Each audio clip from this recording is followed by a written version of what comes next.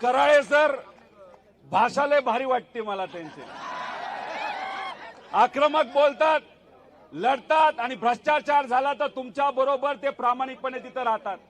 काल परवा वर्ध्यामध्ये मोठं आंदोलन अशा पद्धतीचे एमपीएससी विद्यार्थ्यांच्या पाठिंब्यासाठी आणि टीईटी परीक्षाचा पेपर जो फुटला यासाठी कराळे सर तिथं विद्यार्थ्यांबरोबर उतरले होते. त्यांचं मी मनापासून छत्रपती संभाजीनगरच्या या सर्व विद्यार्थ्यांच्या वतीने या ठिकाणी आभार व्यक्त करतो. त्याच्याच बरोबर आशिष मगर सर असतील, रविकांतजी तुपकर असतील, माजी आमदार सुनीलजी भुसारा असतील, बाबासाहेबजी शिंदे सर असतील, त्रिशूलजी पाटील असतील, शिवराजभाऊ मोरे असतील, त्याच्याच बरोबर इतरही सर्व जे आपल्या या समितीचे पदाधिकारी प्रमोद पाटील, संग्रामभाऊ सूर्यवंशी, किरणजी निंबोरे, सर्वच मान्यवर मला या ठिकाणी बोलवलं त्यासाठी मी मनापासून आपल्या सगळ्यांचेच आभार व्यक्त करतो. आणि तुम्ही बोलवलं नसतं तरी मी इथं आलो असतो.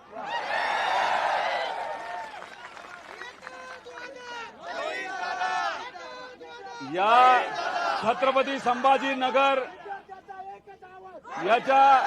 याच्याबद्दल, या शहराबद्दल जेव्हा आपण विचार करतो, या नावाबद्दल जेव्हा विचार करतो, आपल्या सगळ्यांना संघर्ष दिसतो.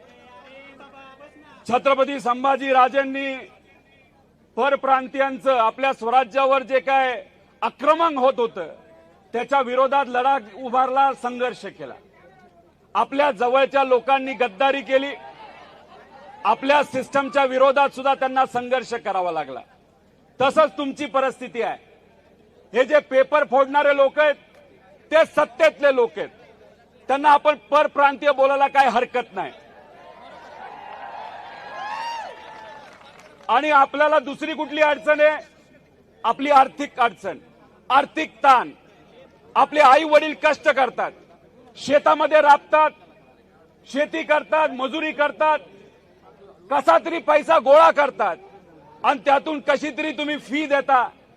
परीक्षेची फी असेल नाही तर क्लासेसची फी असेल, पण प्रामाणिकपणे अर्ध जेवण खाल्लं तरी चालेल, पोहा खाऊन अख्खा दिवस काढला तरी चालेल, चहा बिस्किट खाऊन दिवस काढला तरी चालेल, पण आई वडिलाचं स्वप्न हे पूर्ण झालं पाहिजे यासाठी तुम्ही त्या ठिकाणी संघर्ष करता.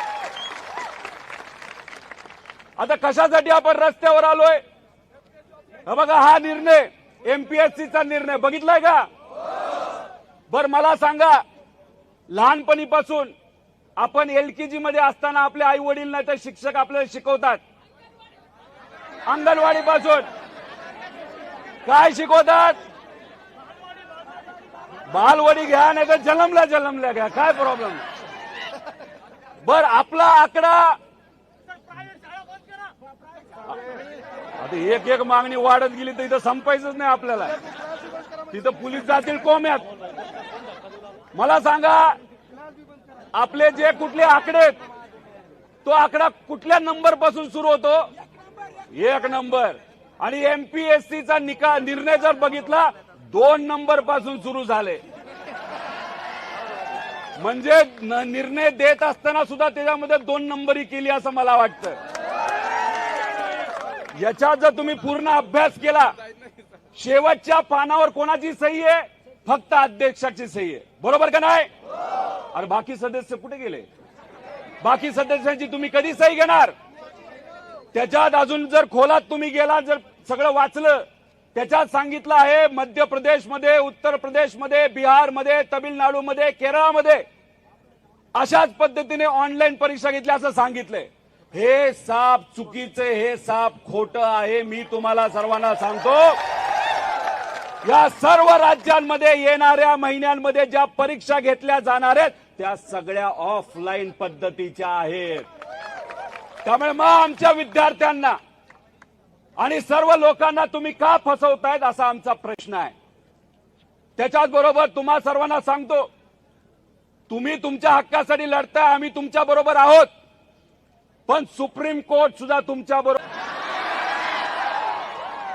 त्यांना आपल्या प्रधानमंत्री साहेबांच्या अडचणी माहितीत मनात काय? त्यांना आपल्या प्रधानमंत्री साहेबांच्या अडचणी माहितीत मनात काय हे माहिती आहे. त्यांना बऱ्याच गोष्टी माहिती आहे, पण त्या ट्रम्प तात्याला हे माहिती आहे.